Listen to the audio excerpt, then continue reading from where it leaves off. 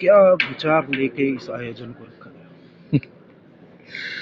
सर्वे भवन्तु सुखिनः, बस इतना ही। इसमें पूरा विश्व आ जाता है और हमारे ऋषि मुनियों ने, हमारे देवी देवताओं ने, हमारे ईश्वर ने हमें सनातनी बनाया और सनातनी बनाने के साथ में एक भाव दिया कि पूरा विश्व तुम्हारा कुटुंब है। तो बस उसी को लेके मैं बड़ा हुआ।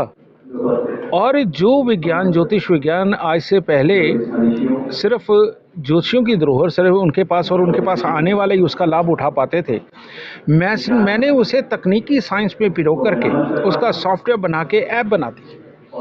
आज किसी बूढ़े बाप को अपनी बेटी की शादी की तारीख के लिए भटकना नहीं पड़ेगा। आज गरीब बाप को बेटे के ऑक्यूपेशन के लिए भटकना नहीं पड़ेगा, उसको वहाँ लिखा हुआ मिलेगा।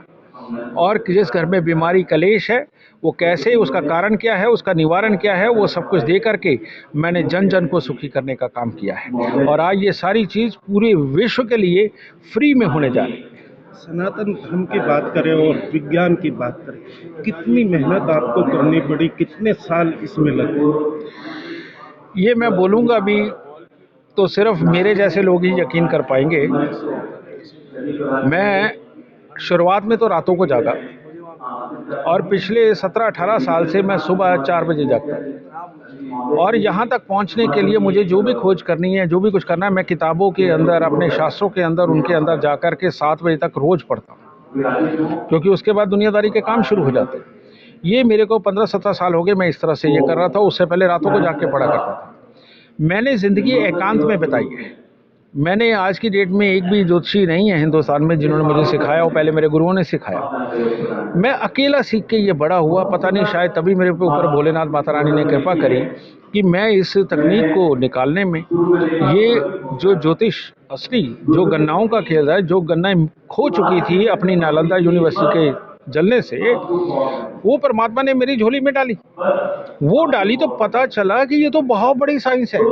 तो मैंने साइंस को तकनीकी साइंस में पिरो करके दुनिया के हाथ में दे दिया। आज की डेट में आप देखिए, ये भी साइंस ही है कि बागेश्वर धाम क्या कर रहे हैं, ठीक है, अपना बागेश्वर धाम कर रहे हैं, पांडुगर सरकार कर रहे हैं, ये सनातनी है, ये सेवा में लगे हुए हैं। लोग कुछ भी बोले, पर ये सेवा कर रहे हैं हमारे ऋषि मुनियों के बताए हुए रास्ते पे। यही सेवा भोलेनाथ ने मुझे करने को दी। मैंने उसे तकनीक के जरिए घर घर पहुंचा दिया। अब हर बच्चे के हाथ में अपने दुखों का निवारण भी होगा, कारण भी होगा, और जाना कौन से रास्ते पे ये भी होगा, जो कि पूरी दुनिया में किसी को नहीं पता कौन से रास्ते पे जाना है। लेकिन आज पैदा होते ही बाप को पता होगा मेरी बेटी कौन से रास्ते के लिए पैदा हुई है और मेरा बेटा कौन से रास्ते के लिए पैदा हुआ है।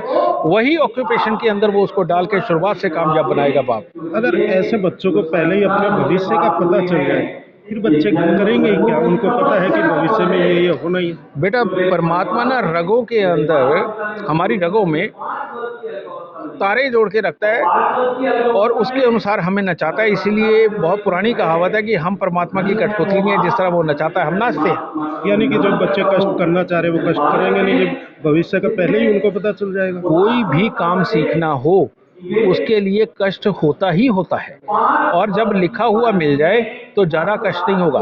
पहले आप एक चीज़ की पढ़ाई करो, बाद में दूसरी में जाओ, तीसरी बार में दुकान खोल के बैठ जाओ, ये कितना कष्ट है। आपको शुरुआत से पता हो कि नहीं दुकान खोल के ही मेरी चलेगी, तो बाप के पैसे गुम होने से बच जाएंगे। बस इतना फ़ायदा ज़रूर होगा, बाकी मेहनत तो दुकान खोलने के लिए करनी पड़ेगी, चलाने के लिए। जिस तरह आप कह रहे हैं कि घर घर पहुंचा, आज शायद ऐप का उद्घाटन यहाँ पे होने जा रहा है, तो ऐप का क्या नाम होगा और कैसे उस पर जाके देख सकते हैं? प्ले स्टोर के अंदर, एंड्रॉयड के प्ले स्टोर के अंदर एस्ट्रो साइंस नाम से ये ऐप है, और वहाँ अपनी date of birth, time, birth place डालिए। आपको एक और मैं खास बात बताता हूँ कि इसमें तो ये सब कुछ पता चल ही जाएगा एस्ट्रो साइंस ऐप में।